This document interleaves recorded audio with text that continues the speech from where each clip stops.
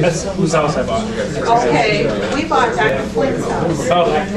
Must have been a big guy. Must have been, yeah. But see, your house wasn't even there when I moved. No, probably not. No, it's never sold at all. No, we've gone through ours. Yeah, okay, It's now 3:30. I'd like to call the Muskegon County Board of Commissioners meeting together.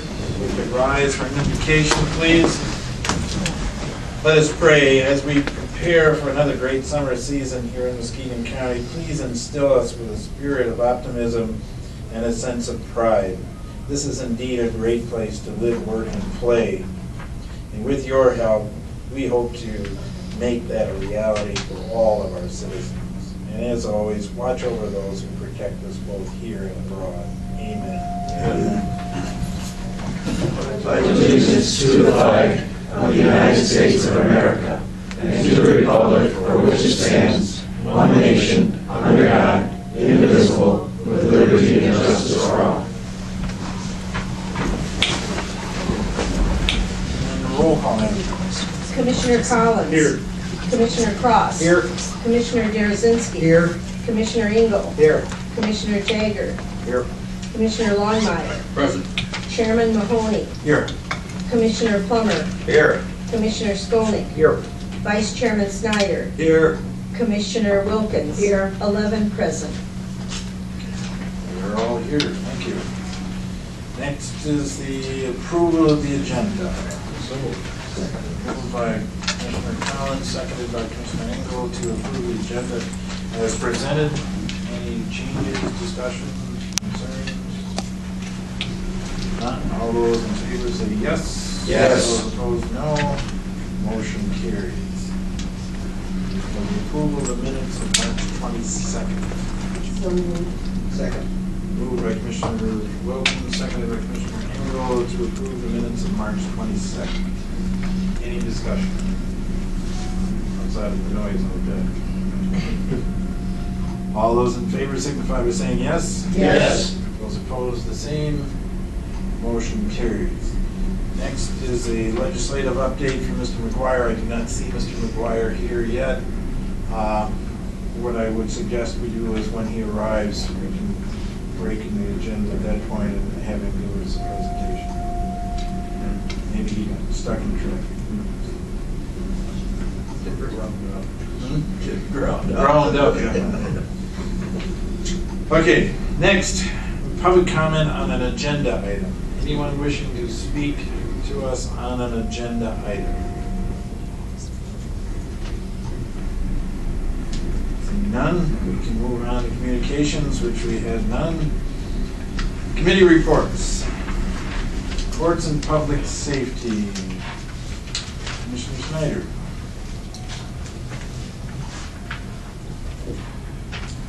Mr. Chairman, the Courts and Public Safety Committee met on April 3, 2012. It was recommended and I move CPS 12/03-18 through CPS 12/0321. Second.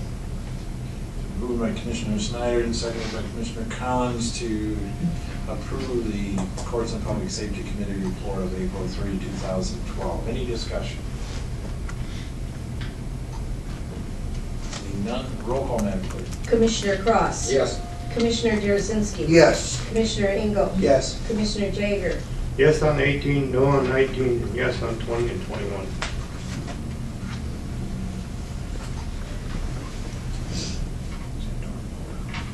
Commissioner Longmire. Yes.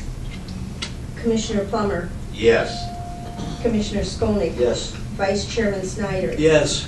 Commissioner Wilkins. Yes. Commissioner Collins. Yes. Chairman Mahoney. Yes. 11 yes on 18, 10 yes, 1 no on 19, and 11 yes on 20 and 21. Okay, motion carries.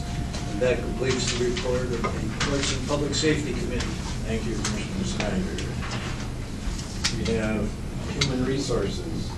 Signs in the wrong direction, Commissioner Plummer, I can't tell you. Thank you, Mr. Chairman. The Human Resources Committee met on April 3rd, 2012. It was recommended I move HR 12/04-14 through 22. Second. Moved by Commissioner Plummer, seconded by Commissioner Engel to approve the Human Resources Committee report. Any discussion? Seeing none, roll call, Madam Clerk. Commissioner Derazinski. Yes. Commissioner Engel. Yes. Commissioner Jagger. 14 and 15, yes. 16, no. 17, 18, 19, 20, or 20, 21, 22. Yes. So your only no was on 16? Oh, no. Oh, let me back. 16 and 20, no. 16 and 20 no. All the 14 rest, yes. Thank you. Commissioner Longmire. Yes. Commissioner Plummer. Yes. Commissioner Skolnick. Yes. Vice Chairman Snyder. Yes. Commissioner Wilkins. Yes. Commissioner Collins. Yes. Commissioner Crooks. Yes. Chairman Mahoney. Yes. 11 yes on 14, 15, 10 yes, 1 no on 16, 11 yes on 17, 18, 19, 10 yes, 1 no on 20, and 11 yes on 21 and 22. Motion carries. That concludes the report of the Human Resources Committee. Mr. Chairman. Thank you, Commissioner Plummer. Next, we have the Ways and Means Committee. Everyone got a copy of the green sheet here? Or whatever. Commissioner Collins. Mr. Chairman, the Ways and Means Committee met on April 5th, 2012. It was recommended and I move WM12/04-42 through 51. Second. It's been moved and seconded by Commissioner Engel to accept the Ways and Means Committee report of April 5. Any discussion? Seeing none, roll call, Madam Clerk. Commissioner Engel. Yes. Commissioner Jagger. 42 through 50, yes. 51, no. Commissioner Longmire. Yes. Commissioner Plummer. 42 through 50, yes. 51, no. Commissioner Skolnick. Yes. Vice Chairman Snyder. Yes. Commissioner Wilkins. Yes. Commissioner Collins. Yes. Commissioner Cross. Yes. Commissioner Derazinski. Yes. Chairman Mahoney. Yes. 11 yes on 42, 43, 44, 45, 46, 47, 48, 49, and 50. 9 yes and 2 no on 51. Motion carries.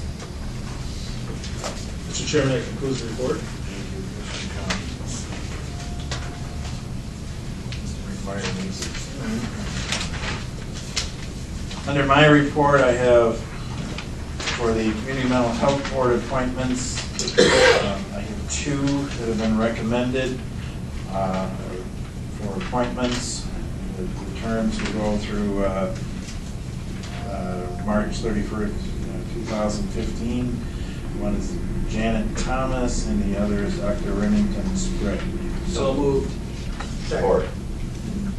Moved by Commissioner Snyder, supported by Commissioner Engel, to approve those appointments. All those in favor signify by saying yes. Yes. Those opposed, no. Motion carries. And I have an appointment that I'd like to recommend for the White River Zoning Board, which expires December 31st, 2014, and that's Mr. Tom Hamilton. So moved. Second. By Commissioner Engel, seconded by Commissioner Snyder, to appoint Mr. Tom Hamilton to the White River Zoning Board. Any discussion? Just curious about what the White River Zoning Board is. Meets about once every 2 years. The issue comes up in terms of zoning along the White River. This board can. Oh, so the individual municipalities that encompass that, their zoning boards don't have any. Well, they do. This is just if there's a conflict. Okay, I just hadn't heard of it. And they don't hear it very often. Thank you. Hope I explained it correctly.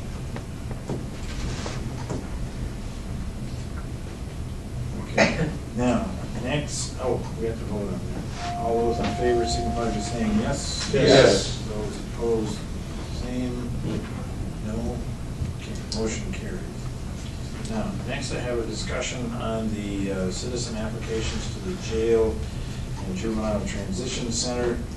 I've had some applications from various districts. What I would appreciate is that, and Lisa has those, and we'll get them to you before you leave today, I hope. And you can review those in any fashion you wish for your particular district.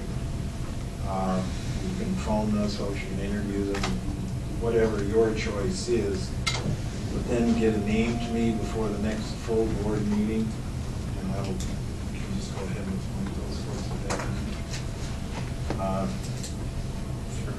Just as a point of duties and powers, and when you're talking to folks out in your various districts,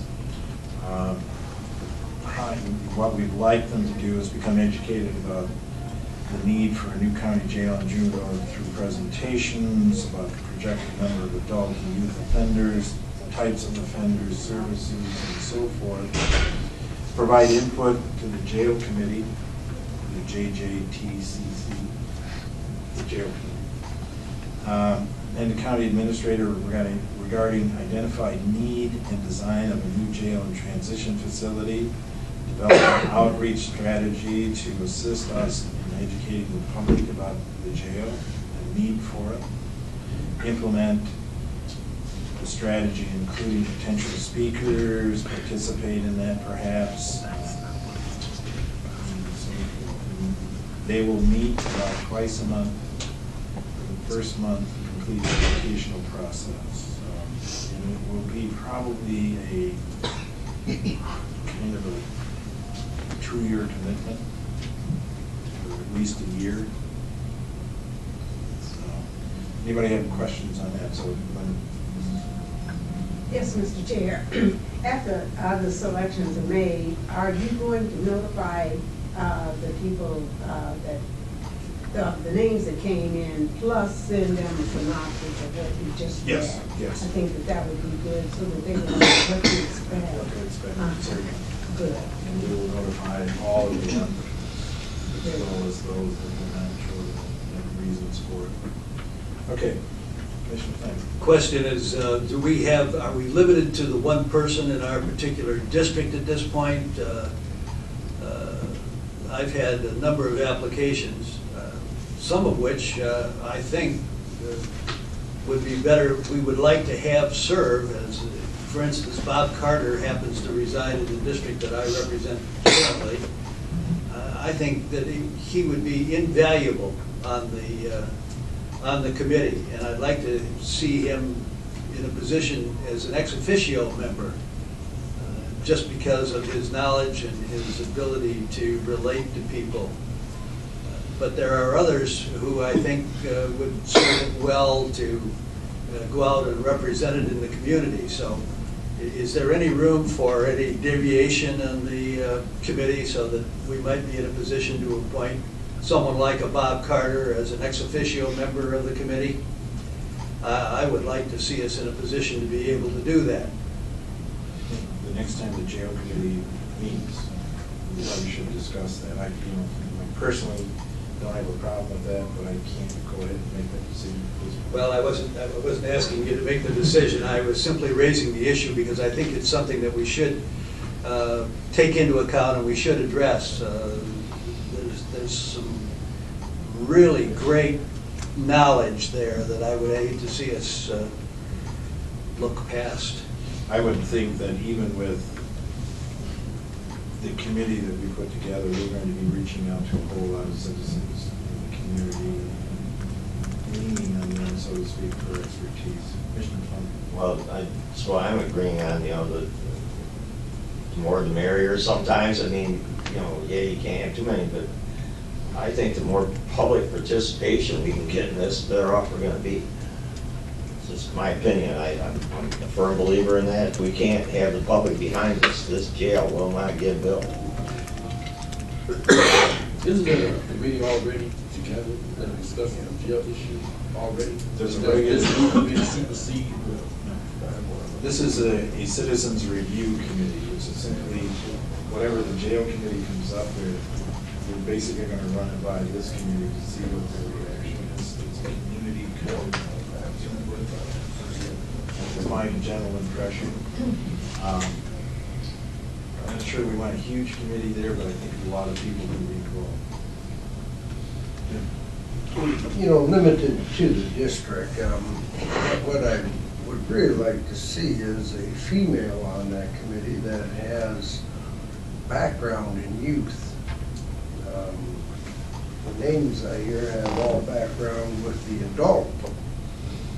You know, I would hope, you know, just my own personal preferences, I would hope that we would lean toward citizens in this particular committee who aren't necessarily experts and professionals in terms of law enforcement and just a citizen on the street who is interested in what's happening in this community. That's a personal issue. and I don't see a jail committee meeting on the calendar here. Okay. Pardon me? It's on that. It's on there? Thursday, the 12th.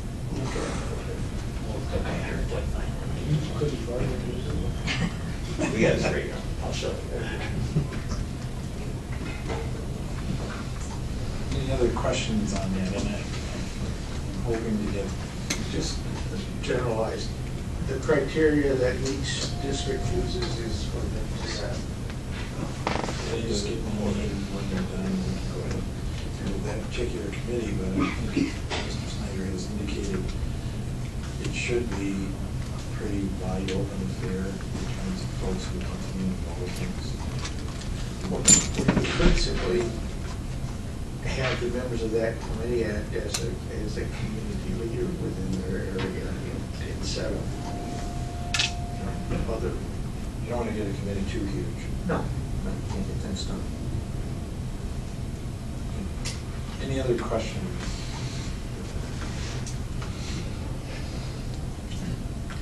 And if not, that pretty much completes my report. Any liaisons wishing to report? Fair Board of meeting is taking off. Yeah, I had a question on that came up today. Yes, Fair Board meeting this evening, 7 o'clock out at the fairgrounds. One of their adopted policies now is to charge a fee for rental to be used to maintain the fairground. And there's some questions on that, and so it's a new policy to make sure things get done. Mr. Chair, I was up to Ludington last week at Whimsidick's meeting, and they made a wonderful presentation on Connect Michigan. And I know that out in the township area, we're having some kind of problems out there. This was a great presentation, and I have some information here that I can share with you, and I'm sure Alan will be interested in this presentation. And Mr. Zarasinski was there, and he might want to add any comment, but I thought it was great. Seems like a duplication of efforts to me. Anyone else? Mr. Snyder. Commissioner Collins and I attended a Lakeshore Coordinating Council meeting in Saugatuck last Friday, and I think we're impressed with the new director. There is a new director. The meeting was efficient, controlled, and we made some real progress in trying to put together access for those who are in need of substance abuse services throughout the five-county region. In addition, Community Corrections met recently, and I would simply say to you that the process is moving forward, and we seem to be on track to be able to satisfy the requirements of the Department of Corrections in order to fund the programs that Community Corrections administers in an attempt to provide alternatives to incarceration and to provide alternatives and diversion to those when booked. Okay, thank you. Anyone else? None? That completes my report. Madam Administrator. Thank you, Mr. Chair and County Board of Commissioners. I've asked Leslie Rose, our sustainability coordinator, to do a presentation on a pilot recycling program that we're doing. We are doing this pilot on the fourth floor, this floor, so you've probably seen some containers. We're not doing it anywhere else right now. We just wanted to kind of work the kinks out up on the fourth floor, and I felt that it was important that we did it on this floor before we started. And so Leslie will go over the information today to help you understand why those bins are out there. We had a meeting with all the occupants of the fourth floor about, I think, 2 weeks ago, and went over those issues. And this is similar to that presentation. I felt it was important that you all were informed of that. So I will defer to Leslie. And this is an abbreviated presentation from the one that was made to fourth floor tenants. So I'll just try to go through kind of the overview of the program, how we arrived here, and why we're kind of embarking on this.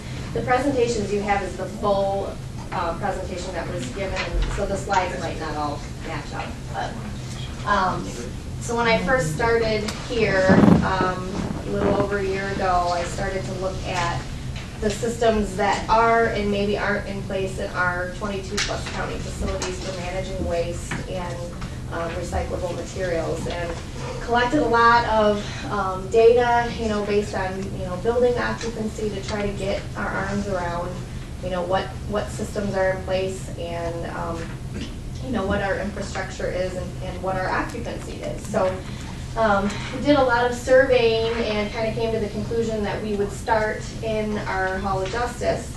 And this is kind of a profile of our 3rd through 6th floor. We did exclude 1st and 2nd floor until things are wrapped up with the renovations. But just briefly, we have about 152 occupants on the 3rd through 6th floor of this building. About 241 trash cans, 61 bins, for a total of 302 receptacles. Each of those is emptied anywhere from 2 and 3 times a week. And so when you start to look at that bigger picture, it's a time-consuming endeavor, and we thought maybe we could do things a little bit more efficiently and divert more materials. Based on visual inspections, about 75% of what's in our trash cans in this building is recyclable. So we want to look at how we can divert that and how that can lead to cost avoidance for the county. We pay for over 2,000 cubic yards of trash removal in this, just from this facility each year. That's about 23 semi-trucks full of waste. And under our service contract, we also pay for just over 1,600 cubic yards of recyclable materials to be taken and recycled. So that's about $8,500 a year that we are paying for this building to manage our waste and recyclables that are generated. And then in terms of time, about a quarter of our custodians, we have 3 part-time custodians that clean this entire building, and about a quarter of their time is spent servicing individual bins and baskets. So we started to look at, maybe if we could engage with staff and do a pilot and look at ways to reduce the number of cans and collect materials more efficiently. So that's kind of the profile. These are some visual examples that shall remain anonymous, but that is a trash can full of paper that says please empty the trash, and that there is a dumpster next to a cardboard dumpster. That about, looking at that visually, probably at least half of which is recyclable, and that will take up a lot of airspace in the landfill. This is what we are currently going to be collecting. The first 2, cardboard and paper. We've been able to recycle those materials in county facilities for maybe a decade. Maybe we just didn't all know it, and I'm working on trying to educate, and I think we're seeing an improved participation level. But what I heard from staff is if we're going to do something, why don't we just do everything? So that's how we arrived at, not just collecting the paper and cardboard, but we're going to collect the cans, aluminum, plastics 1 through 7, but no glass cartons and styrofoam. So that's what our hauler will accept for recycle. These are the bins that we are piloting. Sibley Laboratories out of White Lake, Michigan on the east side of the state has lent us 3 of these systems for our 4th floor. They are installed in Chrysler, General Motors, University of Michigan Hospital, Beaumont Hospital. Ergonomically, they don't require lifting, they don't ever require to be power washed. When we had their presentation, the vendors were here and could give you a much better pitch about why we're testing these out. But they're a Michigan company that wanted to participate in the pilot. So they helped Chrysler save about 30% on their can liner costs just through implementing using these particular bins. And 40,000 pounds of plastic can liner waste was reduced from implementing this in a very large the Chrysler Tech Center. That's going to be really hard to see, but that's this is kind of our current and proposed service level from our hauler. If we can start to shift our waste and to divert it to recycling, we could go from having 6 pulls of trash per week to 4 and increase our recycling, and that starts to shift our cost or reduce our cost. So if we were to do that, we could save about $1,100 a year out of this facility. And when you start to add that up across an entire organization, it really begins to add up. As far as can liners, a lot of people maybe don't think about how much it costs to have 300 trash cans in a building. Those can liner costs for this building are over $5,000 a year. That's just essentially landfill. So if we can start to reduce that, we will save the county money. And those costs will only go up. When the price of crude goes up, the price of can liners go up. So really trying to be proactive about that is one of our goals. This is just a quick snapshot. Another thing people maybe don't think about is that recyclables, you know, recycling is not just about environmental stewardship. It is about environmental stewardship, but it's about capturing commodities, reducing energy consumption. These are values. If we were to deliver these materials loose, not baled, to a recycling facility, what they would be worth on the open market today. If they were baled, and you know, if you had a bale, it would be worth a lot more because it's a volume issue of volume. So I just like to remind people that maybe didn't realize that there are values to these materials, and we need to look at ways to not just be burying them and putting them back into the market. So these are the goals. Collection efficiency. So here's sort of the crux of it. We're asking staff to bring the materials they generate in their offices to a station. From there, the custodians service the stations and divert more of their time to cleaning the building and doing the things that will help us maintain our carpeting and our furniture in the buildings, that which is what we would like to see more of. So they're on board. I've been working closely with our custodial services and our facilities management group, and they're very excited to be a part of it. So we're looking at landfill diversion, of course, and then the cost avoidance. And so the bigger picture, why we're doing this, again, you know, many of us have been recycling all our lives and understand, you know, that environmental side of it, but there are economics involved. You know, as I mentioned, the cost avoidance of shifting that volume, capturing those commodities, and then all of the environmental reasons. It's less energy intensive than extracting or harvesting raw materials. And these things don't seem real tangible, but it's you know, there's that imperative there as well. And then I think just talking to people across the organization, people want to do this. They want to be involved in the workplace. They want to see that they have the opportunity to make a difference in their employment situation and the footprint of the organization. So this is kind of the end slide that was imparted upon staff on the floor. We realize it's a pilot. We're asking people to participate, give us feedback. There may be bumps in the road, but basically just use the stations and asking staff to look around and look for ways to maybe creatively start to reduce the number of trash cans we have in our facilities, and get in the habit of diverting the recyclables that they're generating in their offices. so. And then the question of why we were starting on the 4th floor, and Administrator Hammersley has been very supportive and, you know, conveying to me it's important to start with leadership because then it begins to translate to the rest of the organization. So, you know, I'm asking for feedback from anyone. You know, there are a lot of different ways to do this, and we're attempting this kind of meet in the middle approach, and we'll be running it for about 60 days. So the hope is that will inform, you know, a program for the entire building and perhaps across all county facilities. So that I tried to be brief, and I hope I was brief enough. Does anyone have any questions? Just curiosity as to why glass is excluded. Is there no glass brought into the building, or? It's because of it's allied waste requirement because it's a safety concern. If they have the way that I'm losing my words, their front end loaded, it's not something they accept from commercial haulers. So. I can't imagine there's much glass in the building in any event, but no. I was just curious. Okay, thank you. I happen to think it's an excellent idea. Coming from the private sector, I often wish our employer would have had a system like that because tremendous amount of stuff goes to that landfill that shouldn't go out there. Should be recycled. Good idea. Anyone else?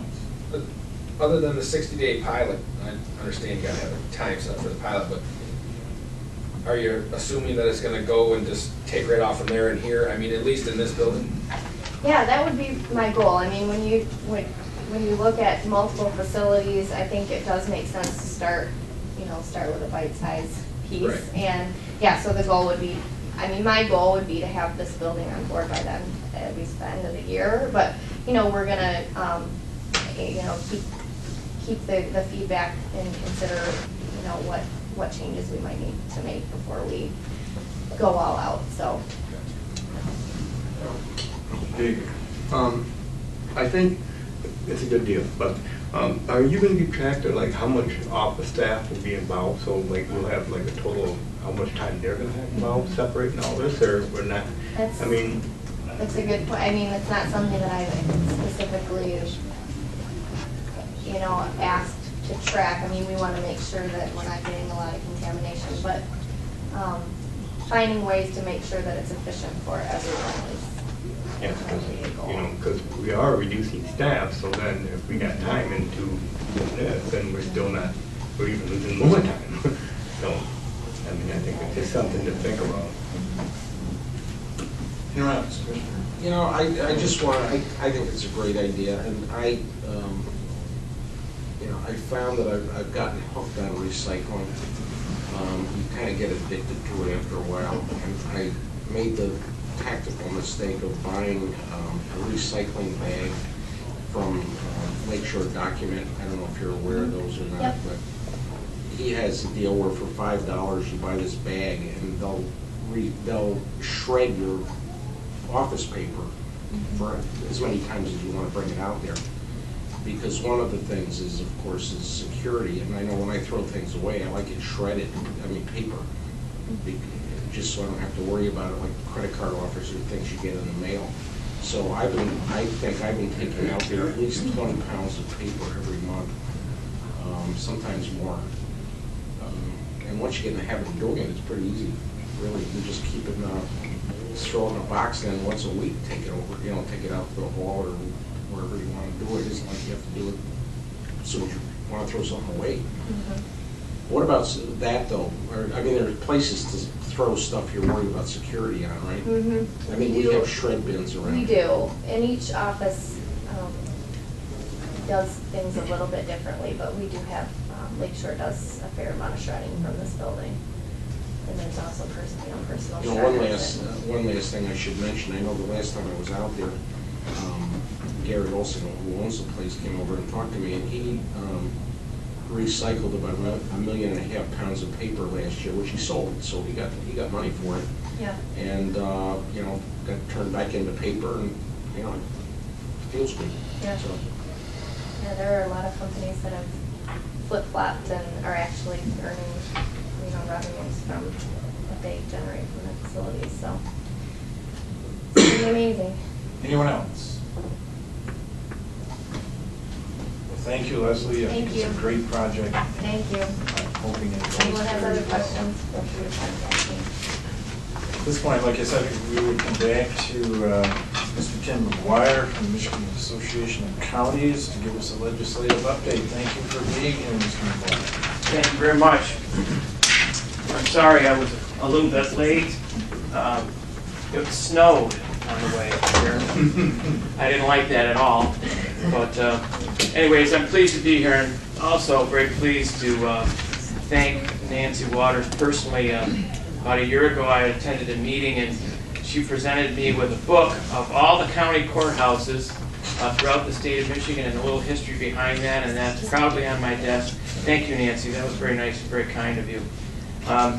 I also would like to thank Bob Skolnick, who is from the MAC Board of Directors, and he does an outstanding job, not only representing Muskegon County, but a good leader on our board, on the MAC Board, and we need good leaders. As you know, at this time, we're all facing some very serious legislation that I think is going to definitely affect all the counties, and I'll talk about that. I'd also like to thank all of you who participate in the conferences and participate in serving on our committees. Your administrator, Bonnie Hammersley, has been a great resource for us, and whenever we call to get some information, thank you, Bonnie. We appreciate that. And so I'm going to pass out, I'm going to talk about two legislative items that are very important. I'm going to pass those around to you. And the technical parts of this legislation, you would have to talk to my staff because I rely so heavily on them. But I'm going to talk basics about this, and it's information that you already know, or may not.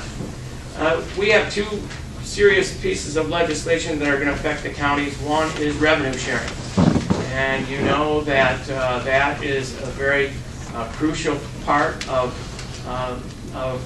what we rely on for resources at the county level, and that legislation is going to be taken up. There's some great information in there about what the payments that we were promised would be paid to counties and what is proposed in the governor's budget. There's also the part in there that there's going to be, and we're working on this right now, the incentive programs and what governments are doing in order to be more efficient, shared services, and the like. We maintain that county governments throughout Michigan have been doing shared services and best practices for a long, long time. So our office is taking a look at gathering information from all the counties on what best practices are out there that we're already implementing and what counties are doing. So we're going to be asking you to get that information to us. That's going to be very important with regard to our negotiation process. So revenue sharing is going to be a key issue, and I thank all of you who contact your legislator on our behalf, because it's so much easier when we walk into a legislator's office and they say, "Isn't that great? I know what you're talking about. We just heard from our commissioners," or "We just heard from our county." That just makes it so much easier for us. So when you do contact legislators and you speak on behalf of the county, on behalf of MAC, it's very much appreciated. In addition to that, there's a lot of talk about personal property tax. And then those of you who attended the MAC conference, the president of the National Association of Counties was there, a fellow by the name of Lenny Eliason. And in Ohio, where he is from, they had this same proposal. And he explained that there were promises made by the legislature at that time that revenues were going to be guaranteed, and they were not. Throughout Michigan, personal property tax calls for somewhere in between 8% and 19% of local units of government's budgets. And so therefore we're talking about a heck of a lot of money that all of you rely on to do the things and provide the services that you need to do at the local level and to the residents of Muskegon County. So we're asking for a constitutional guarantee that those revenues will be replaced. We're getting a lot of pushback from the governor's office on that, but we feel it's just imperative that we work together with our other local units, with the other local units of government, the Michigan Municipal League, with the libraries, with the chiefs of police, with the firefighters, and all those other organizations that are affected by this change. And we're going to be having a press conference in the next couple of weeks. We'll make sure that you're aware of that, where we're going to be talking about what those cuts and what that, if that revenue is not guaranteed, what it's going to mean to the local units of government. We're doing a very aggressive approach on this from our lobbying standpoint. You can be very proud of the message that not only your board of directors, but the lobbyists are taking to the legislature. We're working with the other groups that are affected by this, and we're all trying to hold hands together to make sure that we have a guarantee that that revenue will be replaced. So we're working very, very hard on that. There's some great information and background as it relates to both revenue sharing and personal property tax in those books, those folders that I handed out.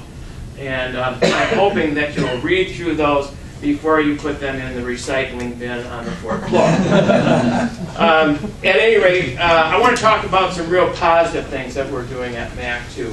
And those are kind of a little bit negative because we don't have a crystal ball and we can't look into the crystal ball and say, oh, this is all going to be great and we're going to get the votes we need. But we're going to work very, very hard on that. Let me talk about some real positive things. We have a meeting coming up on April 25th. We have been working with former Senator Jason Allen, and that is going to be a meeting to coordinate and assist counties in coordinating benefits for veterans in the state of Michigan. In Michigan, we have the 11th largest population of veterans in the United States, reside right here in Michigan. We are 49th in the veterans having and taking advantage of the federal programs that are out there for veterans. We are going to coordinate an effort through the courts, through job training and Michigan Works, the community colleges and the four-year universities with regard to education. And we're going to look at jobs, training, and we're going to try and coordinate those efforts and work through the county so that we can get this information out. We have a lot of backing from the Veterans Affairs Office and Governor Snyder's office. Senator Allen, he will be there. I just got a commitment from him that he will be there, and we're really looking forward to this. We've got this information out, and we had an overwhelming response on the amount of commissioners and county officials that want to participate in this meeting. So we're really enthusiastic that we're going to be able to make some positive changes and raise the awareness for the veterans who serve our country and have served our country. And that's one I think really exciting and positive. No. Another is that we're launching a virtual university, webinar, and webcasting. The MAC Board of Directors and our Service Corporation have invested money into allowing us to be able to put together webinars, webcasting, so that with the cost of travel and so on and so forth, county officials, commissioners, people in your sheriff's office, people in the various other areas that we have in county government will be able to participate in live webcasting and webinars, and we think that that's going to be a very, very important tool as we move along with the organization in the future. I certainly am very pleased that I had an opportunity to meet with you today. You have great representation, as I said, and Bob Skolnick and the others that I've worked with over the years personally and on our committees. And if you have any questions, I'll be glad to answer them. If they're too tough, I'll give you a number of one of our lobbyists, not me. But at any rate, no, I do appreciate the opportunity to be here, and I welcome any time for you to give us a call, and if we can be of any help to you, that's what we're there for. So thank you. Thank you. Anyone have questions with Mr. McGuire? Mr. Longmire? I'm just curious to know, if the governor released the revenue sharing to every county in the state, what effect would that have on the state of Michigan's economy? You know, I'd have to take a look at that. We're talking about 140, I believe the number was $140 million.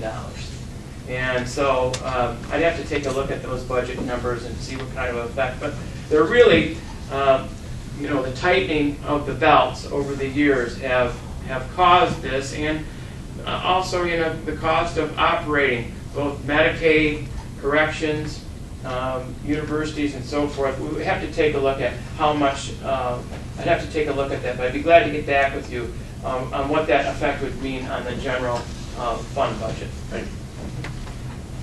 Commissioner Scollin. You know, Tim, I was talked to Ken yesterday, and I think the personal property tax in Whitehall makes up 45%. About 45% of their budget. 45% of their budget. North Shores, it's much less, but it's still a big number. Where would if they eliminated the personal property tax, you know, I understand it'd be nice to guarantee it, but where would it come from?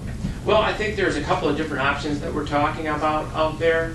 One is the state takeover of the court system, which is very one avenue that's been thrown out there to replace the revenue.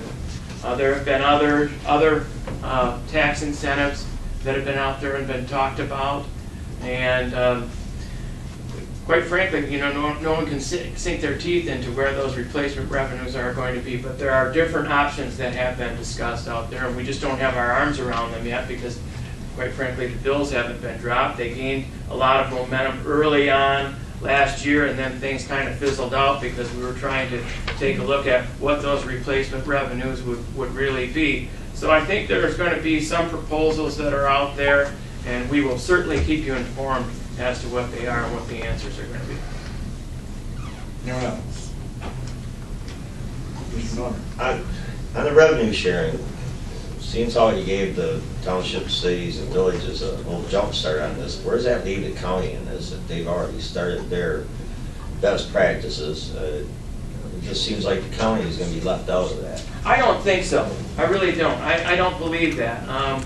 We have some very close contacts in the governor's office that we're contacting all the time and speaking with and talking about the things that are being done in county government. So I don't think that we're going to be left behind. The advantage that the cities and the villages and the townships have is that they have constitutionally guaranteed revenue sharing, and counties do not. So that's something that is obviously out on the table as well. But I really don't think that their message is getting out any better or any quicker or any more efficiently than we are doing, because we're coordinating that effort and talking about things that counties are doing and have been doing for quite some time on best practices. And what is the answer? What is the best practice?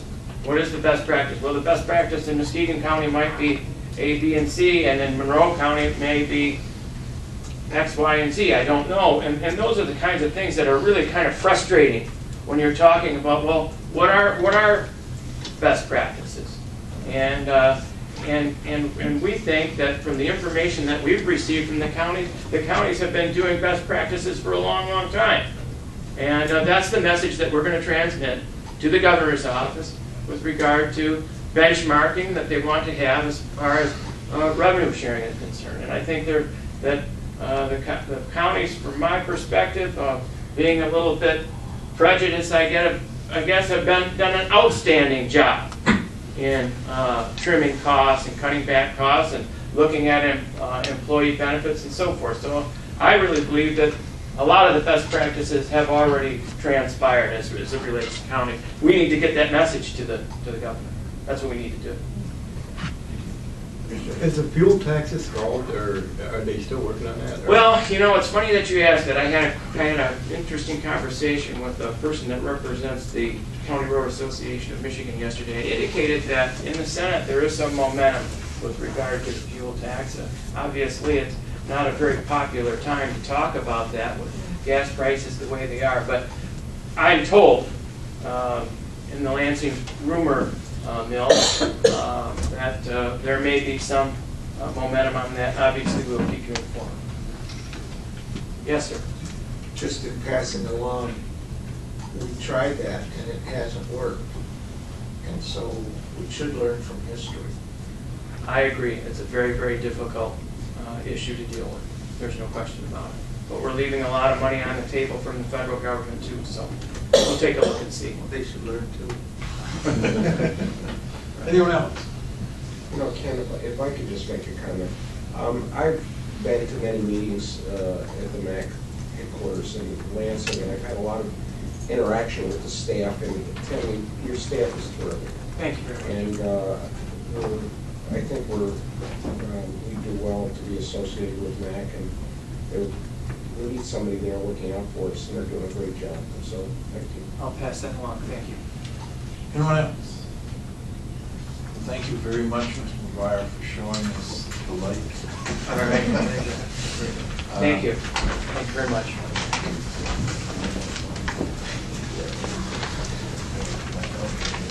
Now, I think where are we at? Now we're at old business. Old business at this point. Anybody have any old business? None. New business? At the Human Resources Committee meeting, I introduced our new Director of Community Mental Health, Julia Ruff, and a couple of commissioners weren't here. So, Julia, if you don't mind standing up. Hello, everybody. Bye again. Yes. Welcome again. Thank you very much. Any other new business? We now have the public comment on a new topic in this agenda. Anyone wishing to address the commission on a new topic? Very cool. Okay. Thank you.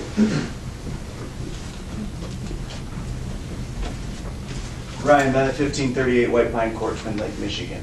I stopped by a couple months ago to let you guys know a little bit about what we're doing at the local level, local Union 174 West Michigan Plumbers and Fitters.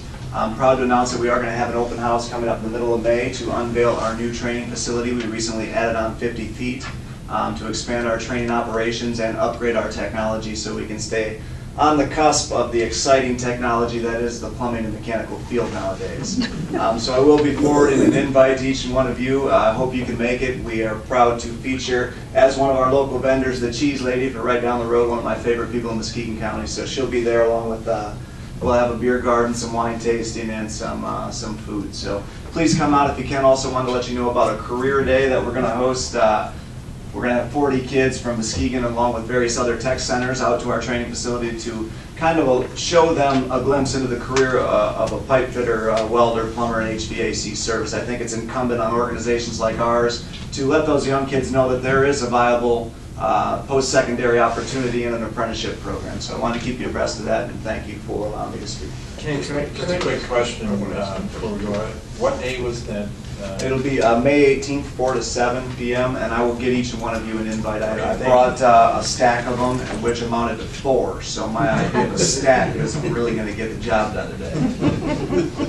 If I could just ask a question. You use the term pipe fitters and mechanical.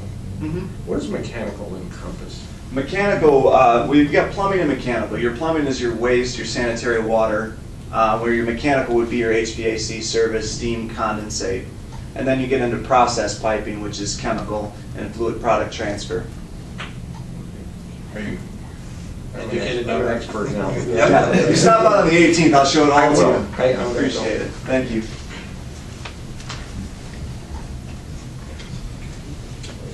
Anyone else? Public wishing to make that comment? If not, the next item on the agenda is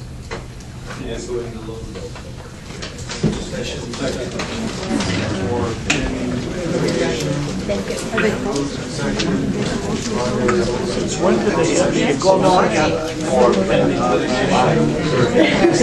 I'll send it to Ken.